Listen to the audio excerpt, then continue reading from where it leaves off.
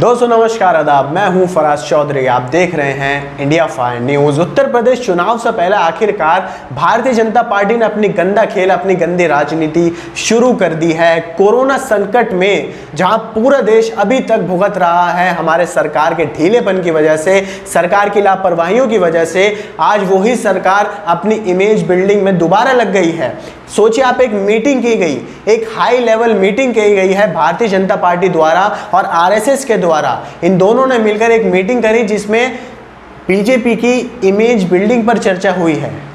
इस समय, कोरोना के समय, जहां पूरे देश की जनता लगभग जूझ रही है, परेशानी में है, अभी तक भी सरकार चाहे कुछ भी आंकड़े दे, रोज केसेस कम हो रहे हों, अच्छी बात है, मगर आपने इसमें क्या किया है? आपकी कितनी सारी इसमें कमियां हैं और अभी भी आप बेशर्मों की तरह इमेज बिल्डिंग को लेकर मीटिंग करते हैं। कोरोना को लेकर कोई मीटिंग नहीं की गई आपसे, पर इमेज बिल्डिंग, अपनी इमेज को और सुधारने के लिए उत्तर प्रदेश विधानसभा चुनाव से पहले आप एक मीटिंग कर रहे हैं। वाह! आपकी स्क्रीन पर खबर है, एनडीटीवी में छपी है। यूपी चुनाव से पहले आरएसएस बीजेपी का महामंथन, पीएमएचएम शामिल, कोरोना संकट के बीच इमेज पर चर्चा। सुनिए आगे खबर में क्या है। रविवार की देर शाम दिल्ली में बीजेपी और आरएसएस के बीच शीर्ष स्तर पर मंथन हुआ। इस बैठक में प्रधानमंत्री नरेंद्र मोदी ने भी शिरकत की। इस बात पर गौर कीजिए, प्रधानमंत्री नरेंद्र मोदी ने भी शिरकत की। सूत्र बता रहे हैं कि कोरोना महामारी के हालत के बीच सरकार और पार्टी की छवि को लेकर इस बैठक में चर्चा हुई है। कोरोना वायरस संक्रमण की दूसरी लहर के बीच लोगों में सरकार के प्रति नाराजगी उत्पन्न हुई है। माना जा रहा है कि इस बैठक में इस पर भी चर्चा हुई है और लोगों में सिर्फ, आप कह सकते हैं, नाराजगी उत्पन्न नहीं हुई है, लोगों में गुस्सा है। आपकी सरकार, मोदी सरकार को लेकर गुस्सा है लोगों में, जो कि लोकसभा चुनाव हो या विधानसभा चुनाव हो, उसमें निकलने वाला है जनता का गुस्सा। मैं अंधभक्तों को निकाल देता हूं, वो किसी के नहीं होते हैं, उनको सिर्फ एक ही चीज़ दिखती है, अपनी अंधभक्ति। उनको हटा दीजिए, मगर जो पहले लोग थे, जो फैन थे बीजेपी के, प्रधानमंत्री नरेंद्र मोदी के, उनके कामों को लेकर जो बड़ी बड़ी बातें करते थे, आज वो संभल गए हैं। जब उनके परिवार में से किसी एक को कोरोना का शिकार बनता हुआ उन्होंने देखा तो उन्हें अकल आ गई वक्त पर, और उन्होंने देखा कि हाँ, सरकार ने कोई काम ऐसे नहीं करे थे जिससे कोरोना को लेकर देश की जनता को बचाया जा सके। अगर ऐसे तैयारियां की गई होती तो इतनी मौतें नहीं होती हमारे देश में। जिस तरीके से, जिस तेज़ी से मौतों का यह आंकड़ा चला है, उतनी तेज़ी से किसी देश में नहीं चला है, यकीन मानिए।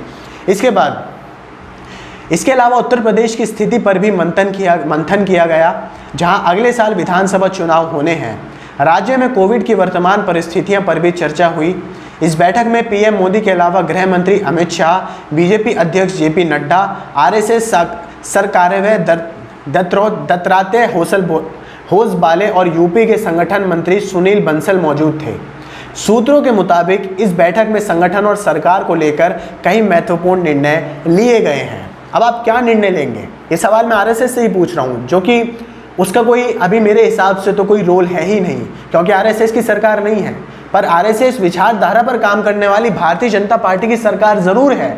उनसे सवाल ज़रूर पूछे जाने चाहिए कि भाई, उत्तर प्रदेश में अगले साल चुनाव है, आपको पता है, आपके पसीने छूट रहे हैं, आपकी ज़मीन, नीचे की ज़मीन हिल चुकी है, क्योंकि जिस तरीके से पंचायत चुनाव के आपके सामने परिणाम आए हैं और वहाँ लोगों ने आपको सिर से नकार दिया है, भारतीय जनता पार्टी को, मुख्यमंत्री योगी आदित्यनाथ को उत्तर प्रदेश में। उसके बाद आप सोच रहे हैं कि आखिर ऐसा क्या काम किया जाए जिससे दोबारा से पोलराइज कर दिया जाए वोटर्स को, और आपके पास सिर्फ एक ही हथियार होता है, कम्युनल एंगल, हिंदू मुस्लिम कराना। और हो सकता है ये आने वाले कुछ समय में विधानसभा चुनाव से पहले ऐसा कोई मुद्दा रखा जाए जिसमें कम्युनल एंगल बन जाए उत्तर प्रदेश में, हिंदू मुस्लिम का दोबारा से कोई एंगल बना दिया जाए। मगर आप सोचिए, ये कितना मजाकिया बात है, कितनी नाटकीय बात है। हम इतनी मुश्किल दौर से गुजर रहे हैं और इसमें भी भारतीय जनता पार्टी एक मीटिंग कर रही है जो कि सिर्फ इमेज बिल्डिंग को लेकर है। बात ये नहीं खत्म होती है। सत्तारूढ़ दल कोविड की दूसरी लहर के बीच पीएम मोदी और सरकार की तीखी आलोचना से चिंतित है। कोरोना संकट ने देश भर में ऑक्सीजन, दवाओं, अस्पतालों के बिस्तरों और टीकों की कमी के साथ साथ स्वास्थ्य प्रणाली की खराब तैयारी को भी उजागर किया है। और ये जनता के सामने ट्रांसपेरेंसी पूरी निष्पक्ष तरीके से है कि किस तरीके से हमारा देश ऑक्सीजन की कमी से जूझा है, बेड्स की कमी से जूझा है, अस्पतालों की कमी से जूझा है, दवाइयों की कमी से। ये सब हमारे सामने है, देश की जनता को पता है, क्योंकि देश की जनता के ऊपर ये सब चीज़ें बीती हैं। उन्होंने देखी है इन सब चीज़ों को, अपने परिजनों को उन्होंने मरते हुए देखा है ऑक्सीजन की कमी से। और जब शमशान घाटों में उन्हें जगह नहीं मिली तो उन्हें नदियों में बहाने पर वो लाचार हो गए, वो मजबूर हो जाते हैं। कोरोना वायरस महामारी से उत्तर प्रदेश सबसे बुरी तरह प्रभावित राज्यों में से एक है, जहां गंगा में तैरती लाशों ने डरावना मंजर पेश किया है। सप्ताहांत में बीजेपी ने आलोचना से सचेत होकर और महामारी की दूसरी लहर के बाद अपने कार्यकर्ताओं से सेवा करने के लिए खुद को समर्पित करने का आग्रह किया है। पार्टी अध्यक्ष जेपी नड्डा ने सभी पार्टी सांसदों और राज्यों के पार्टी अध्यक्षों से जनता की सेवा में जुटने की आह्वान किया है। और अब आपको यही करना पड़ेगा, क्योंकि उत्तर प्रदेश के मुख्यमंत्री योगी साहब तो यूँ कह रहे थे कि राज्य में कोई कमी नहीं है, राज्य में ना बेड्स की कमी है, ना अस्पतालों की कमी है, ना रेमडेसिविर दवाइयों की कमी है, राज्य बहुत अच्छी तरीके से चल रहा है, हमें कोई दिक्कत नहीं है।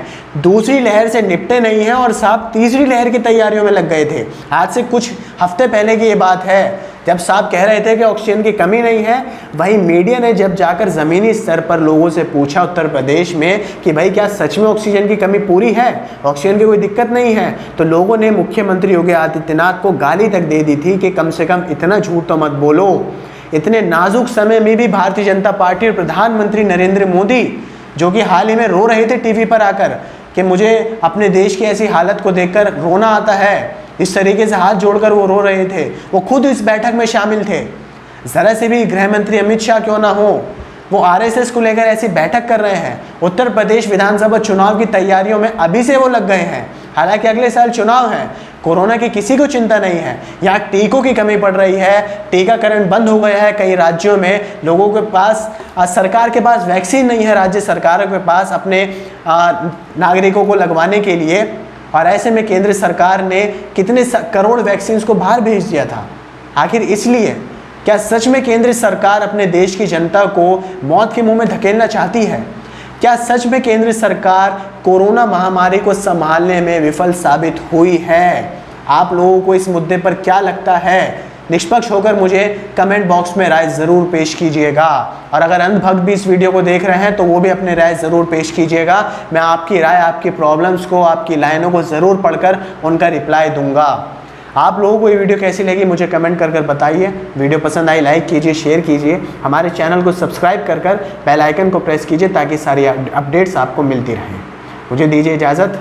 आदाब, नमस्कार।